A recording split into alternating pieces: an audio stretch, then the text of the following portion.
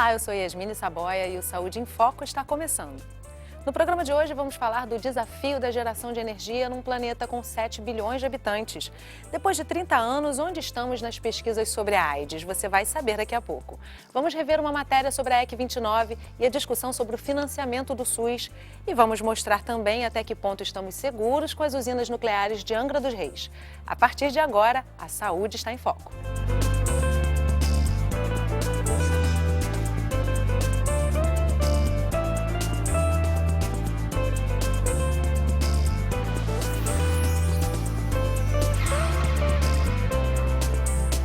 Como gerar energia para 7 bilhões de habitantes?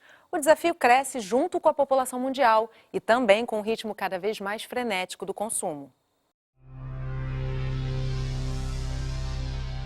Fontes renováveis de energia, novos modelos para a produção de alimentos, internet. Conquistas tecnológicas fundamentais para dar conta de um mundo com 7 bilhões de habitantes. Na saúde, aparelhos que mantêm o coração batendo fora do corpo e equipamentos capazes de examinar com detalhes o corpo humano. A comunicação em tempo real, o conhecimento sem fronteiras.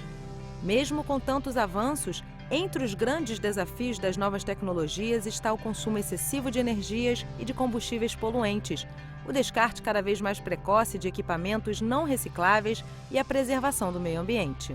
Ou a gente entende que a gente está diante de um novo desafio e a gente muda o nosso comportamento, ou nossa sobrevivência está comprometida. O Brasil é líder mundial na produção de fontes renováveis de energia, como a energia solar, a eólica, hidráulica e biomassa. De acordo com o Boletim de Economia e Política Interna do IPEC, hoje 46% da energia consumida no país vem de fontes alternativas, enquanto a média em outros países é de apenas 13%. Líder também na produção de vários alimentos, o Brasil é hoje um dos grandes exportadores de produtos como a soja, milho, arroz e laranja. Mas qual será o limite da produção de alimentos sem a devastação do meio ambiente? Segundo a Organização das Nações Unidas, a produção de alimentos terá que crescer 70% até 2050 para suprir as crescentes necessidades da população mundial. O planeta explorado ao extremo tem de lado desperdício de recursos e de outro a falta. O problema são dois, na verdade, eles se desdobram em dois. Um é o modelo de produção, né, que a gente tem um modelo muito agressivo e muito desigual. Então, a gente tem uma predação natural muito violenta, de fato. E, por outro lado, esta produção ela é desigualmente apropriada. Aquecimento global, distribuição desigual dos recursos naturais, migração e concentração das populações nos grandes centros urbanos. O resultado desse desequilíbrio se intensifica a cada ano nos desastres naturais. Mas o que nós, 7 bilhões de moradores desse planeta, podemos fazer para salvá-lo? Para produzir alimentos para 10 bilhões de pessoas, que a população ainda irá crescer para 10 bilhões até o final do século, nós vamos precisar de muita ciência, muita tecnologia e humildade. Nós vamos precisar de uma agricultura que, ao invés de considerar a natureza como uma bandeja para a gente pegar as coisas à vontade, nós vamos considerar a natureza como a casa onde a gente vive.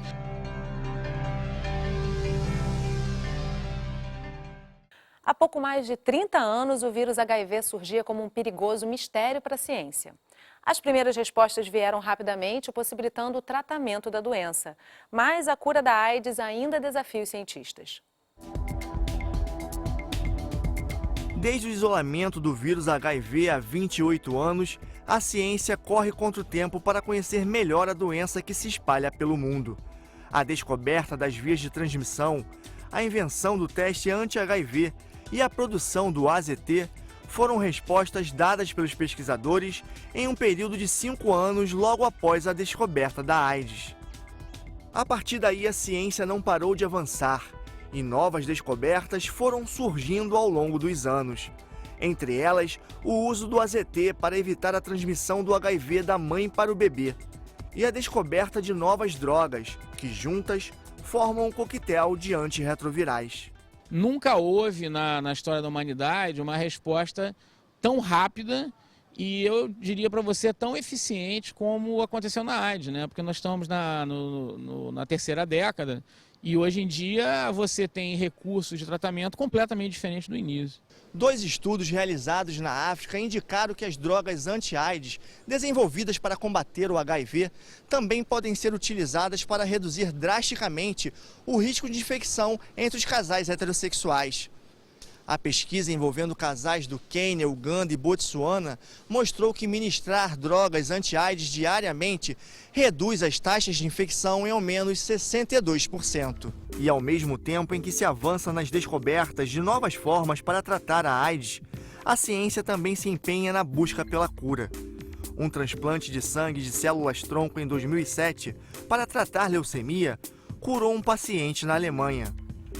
Para a pesquisadora do Instituto de Pesquisa Clínica Evandro Chagas, o IPEC da Fiocruz, o transplante é um caminho que acende uma luz para a ciência, mas também é um caso muito específico e raro, difícil de ser aplicado.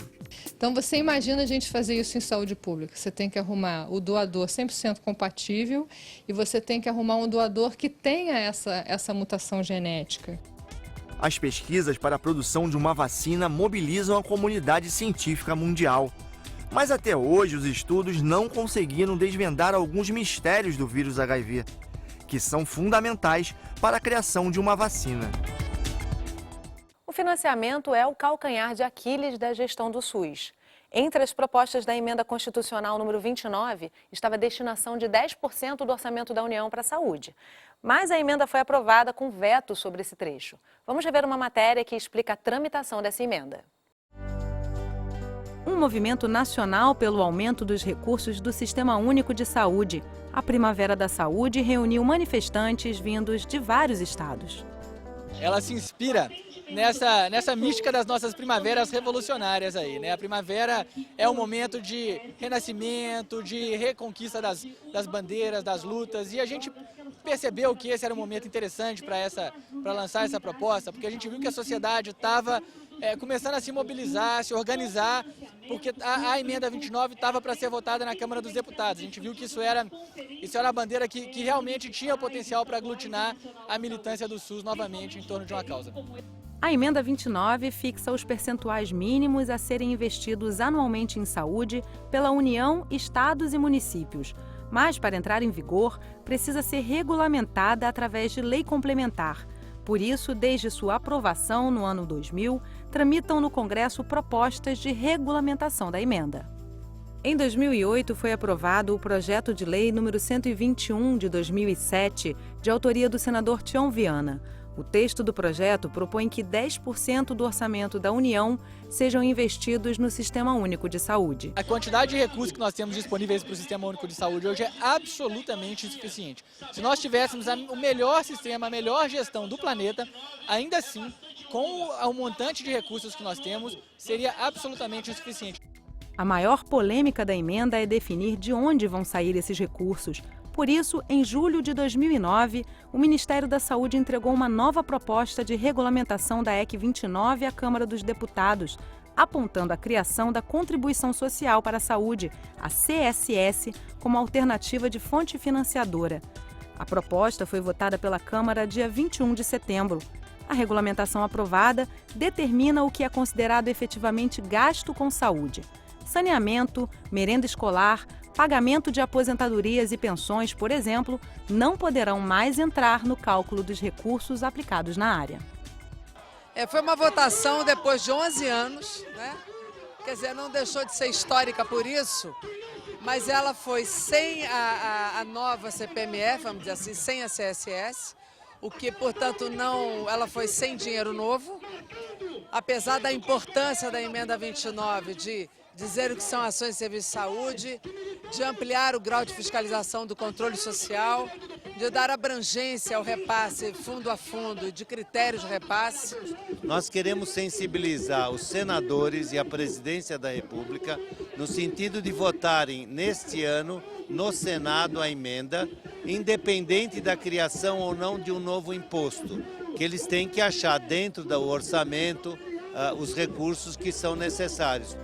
Depois de se concentrarem em frente ao Congresso Nacional, os manifestantes pela Primavera da Saúde seguiram com as flores até o Palácio do Planalto. É a retomada da integração de todo o pessoal que luta por saúde neste país. O acidente causado por um maremoto na usina nuclear de Fukushima, no Japão, colocou em xeque a segurança das usinas nucleares. Você vai ver agora como se previnem os acidentes nas usinas de Angra dos Reis. Algo de errado pode estar acontecendo.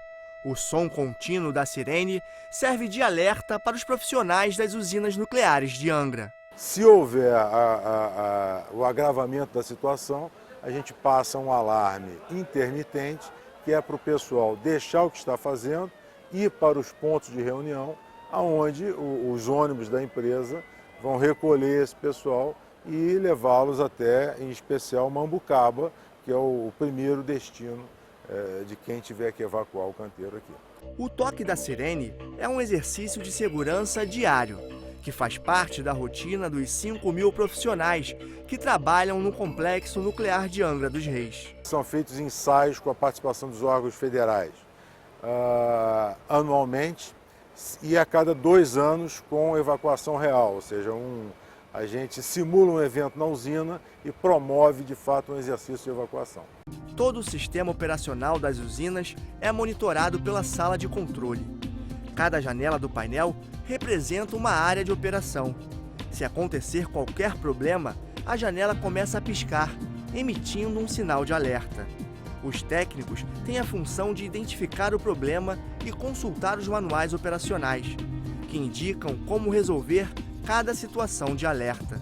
Se o defeito não for resolvido pelos técnicos, uma equipe é acionada para decidir o que fazer naquele momento, que em casos extremos pode ser até a evacuação da usina. Até hoje, nunca houve uma situação real de alarme. No Brasil, não há registros de acidentes com reatores nucleares.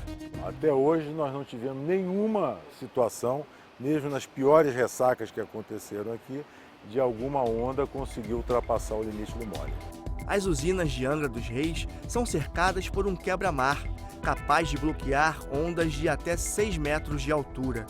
E foi justamente uma onda gigante, de aproximadamente 14 metros, conhecida como tsunami, que provocou o último acidente com um reator nuclear no mundo.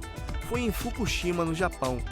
O acidente recolocou o assunto segurança nuclear na agenda dos países que investem nesse tipo de tecnologia. Sempre que ocorre um acidente assim, a indústria nuclear busca tirar o máximo de ensinamentos.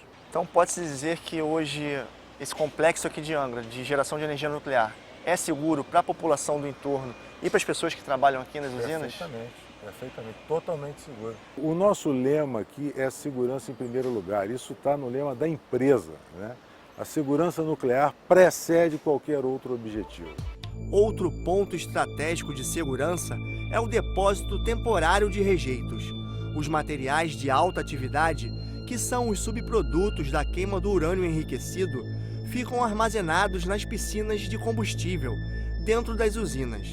Já os lixos com radiação de baixa e média atividades são armazenados no Centro de Gerenciamento de Rejeitos. São 6.600 tambores que devem ser transferidos para um reservatório final até 2020. Eu considero impróprio. Ali é uma área de muita possibilidade de desabamento, de encosta, embora eles estejam protegidos, mas não é um local definitivo. E não há ainda a definição de onde será colocado esse material, porque a vizinhança, em geral, não quer. É como o lixão, só que de material radioativo. O programa de hoje termina aqui. Eu espero você no próximo Saúde em Foco. Até lá!